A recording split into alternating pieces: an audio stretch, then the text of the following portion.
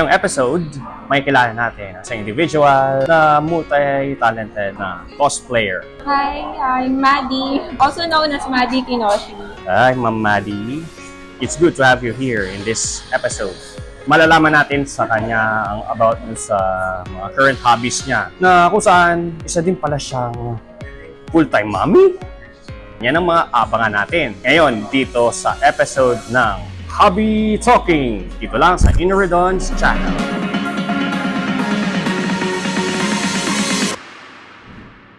Hobby Talking. So, paano pala nagsimula itong pagko-cosplay mo? Nag-start ako noong year 2008, Cosplay Mania 2008.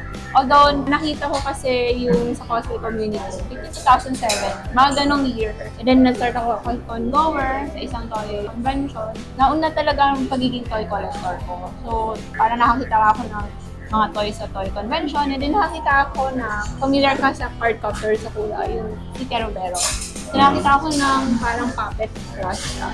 And then, nag-idea ako na what if cosplay ako ng Super Dragon. And then, doon na start.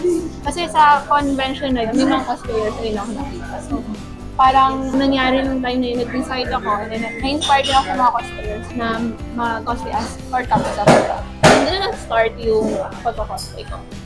So basically, sa toy collecting ka nag-start. Tapos, yung na-inspired ka, dun ka nag-start na mag-cosplay. So yun. Paano nag-start itong toy collecting na to? Why do you collect such figures or toys as your hobby? More on plushie collector ako. Pero yung husband ko kasi, siya yung more on figures. Parang kami toy collectors, mag-asawa. Parang kami nag-interest eh.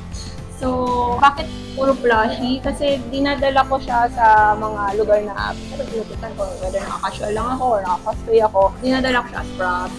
So, yun. Kaya gusto ko ng plushie collection talaga. Like you said na yung asawa mo, figure collector din siya. Yan. Ano bang mga figure collections ng asawa mo na kinokolekta usually? Kung ikaw ay plush dolls, di ba? Madami rin eh. So, more on Love Live series, no Gundam related series. Ganda. Fate, Grand Order series. So, marami.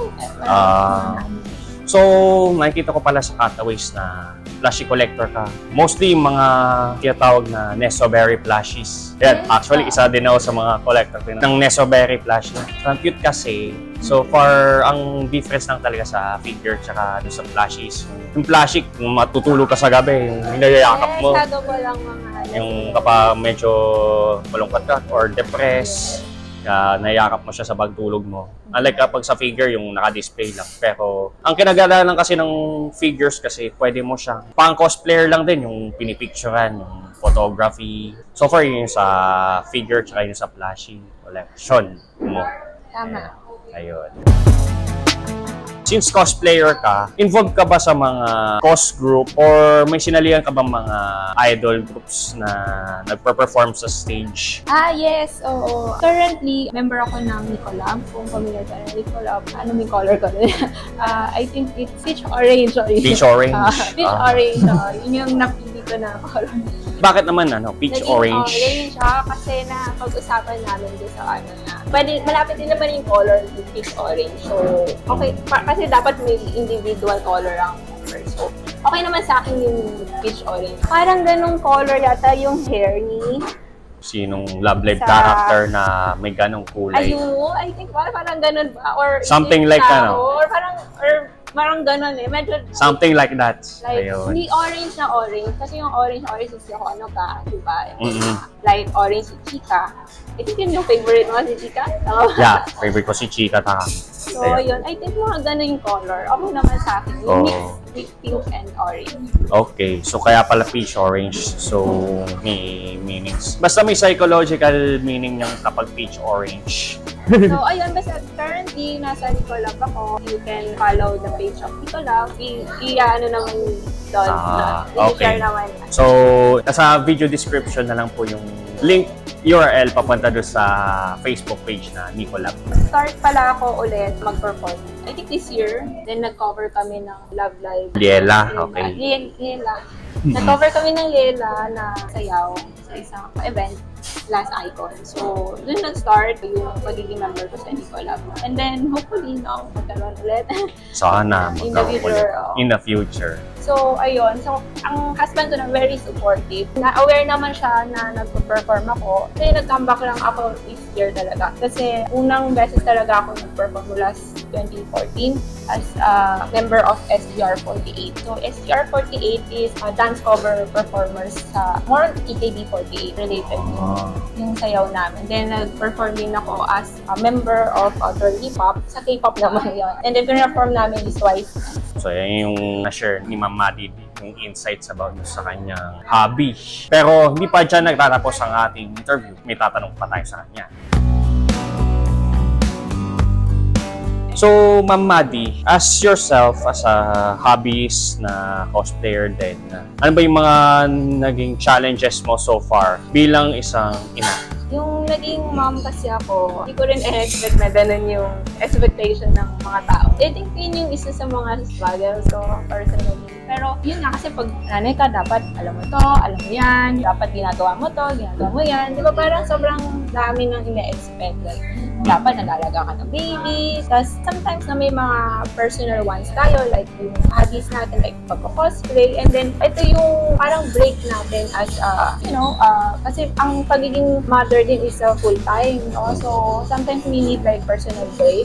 Ginagawa namin mag-asawa na gahanap kami ng baby reliever or minsan sinasama namin si baby sa atin. So, sometimes para ma-ano mo yung, ma-fulfill mo rin yung personal happiness mo. Basta alam naman ng husband ko yung hobbies ko, pagka-cosplay, pag-model, fashion models din ako. May mom brain pala, we call it mom brain kasi yung naging mom ako, medyo napansin ko lang na naging konting makakalimutan.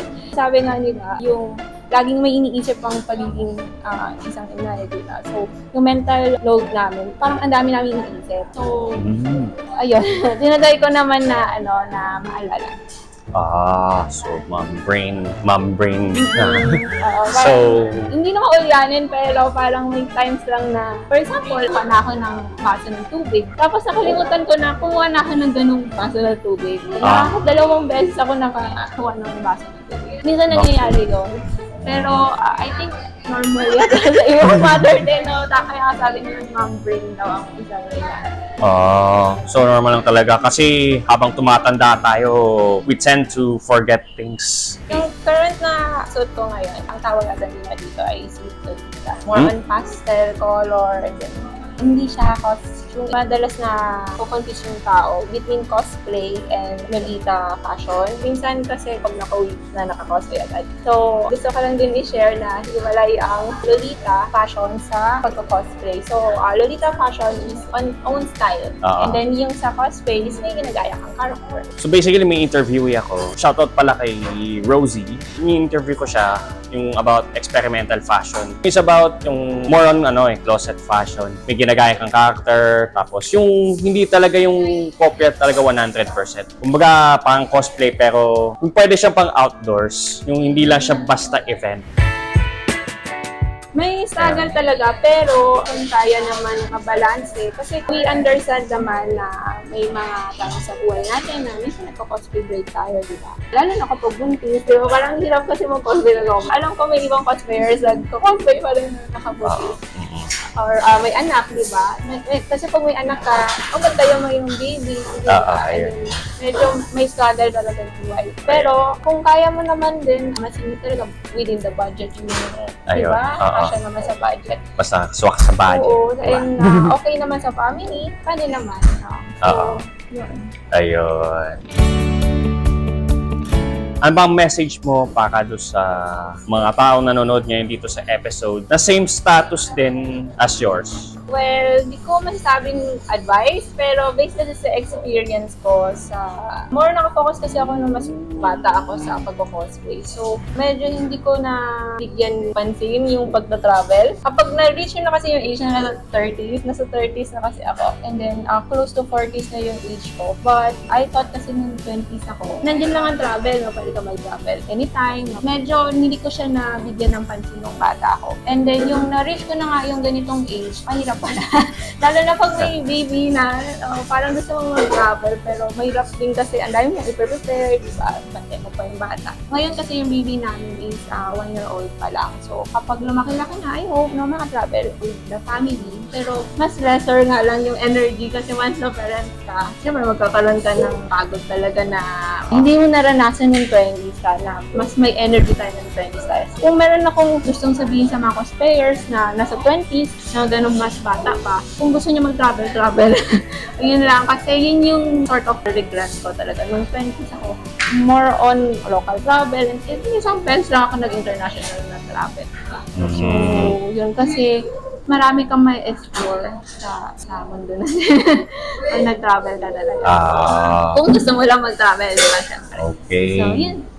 Ayun. So, yung message ni Ma'am Maddie. So, thank you for inspirational message for your audience na nanonood ngayon dito sa episode na ito. So far, may mga hobbies din na katulad ni Ma'am Maddie na yung tinatawag na multitask na individual na magaling din sa ganitong hobby. At the same time, yung may management din sa kanyang pamilya.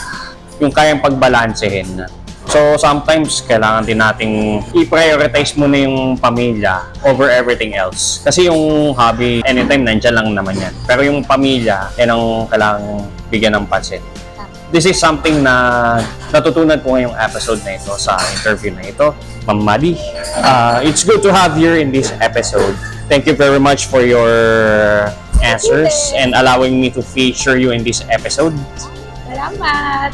Like nyo na lang din yung page, although hindi ko siya masyado nilalagay ng content kasi yun nga, kapag mother ka, konti lang yung time mo sa internet or online. So, pero kapag magbibigay naman ako ng updates from time to time, naglalagay yun ako sa page ko. So, yung page ko is sa Facebook, is Maddie Kinoshi. And other social media like YouTube, Instagram, etc. Ayun, sige. Nasa video description lang po yung kanyang mga social links. And also, don't forget to like and subscribe to my YouTube channel din also. Hopefully, may natutunan po ngayong episode na ito. Ano nga ba ang kwento ng iyong hobby? Ako po ang iyong navigator na si Ineridons at ito po ang Hobby Talking. So, whatever the hobbies that you have, then it's my turn to support you.